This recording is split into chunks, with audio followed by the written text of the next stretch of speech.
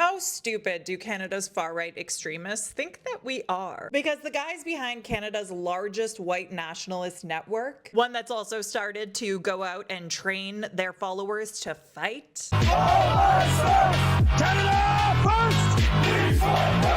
they're still going on Twitter Spaces trying to pretend they're just small beans. They're just a meme, just a podcast. Why would anyone write about them? On a Twitter Space last night, people like Diagolon leader Jeremy Mackenzie whined about the reaction people have had to, things he's actually said and done. And listen to how he characterized those things. I'm just, kind of having fun making YouTube videos for my friends and so on. Yeah, he also said this. There is no organization. It's a fan club for a podcast. It's imaginary. Then there's Greg Wycliffe, who's a longtime affiliate with Diagolon and a founding member of the Dominion Society, which we've talked about here before, but it's arguably the movement's political arm. And here's Greg implying that Diagolon can't be serious because they once pretended that a demonic goat led them. If we have a Canadian government that's going to legitimize a story that a movement led by a goat figurine is a threat to public safety, it's really not that far of a stretch to assume that millions of dollars of resources are going towards other absurd things like following fans of a podcast around. But let's give them a shot and listen to the things they're actually saying and doing. Like, here's one of Diagolon's top guys, Alex Brand, aka the Ferryman.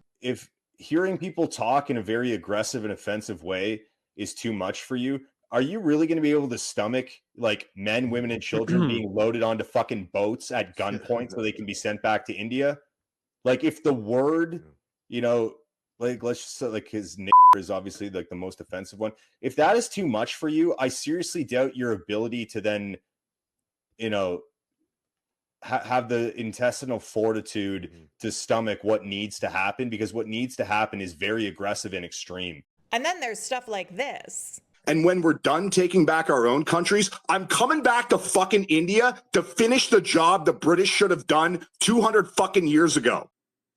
Gun or rope! And here's how Mackenzie talked to his followers after Charlie Kirk died. You do not negotiate with evil. You kill it. And in between pronouncements like you just heard, these guys who now operate the largest white nationalist network in Canada are actively recruiting people to learn how to fight, using propaganda videos like this. They're giving them combat skills, as limited as those might be.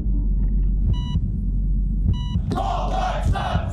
All my sons! All my sons! Let's go! So no, these aren't just guys with a podcast. But they actually seem to think some of us are stupid enough to believe that. So don't prove them right. What do you think of all this?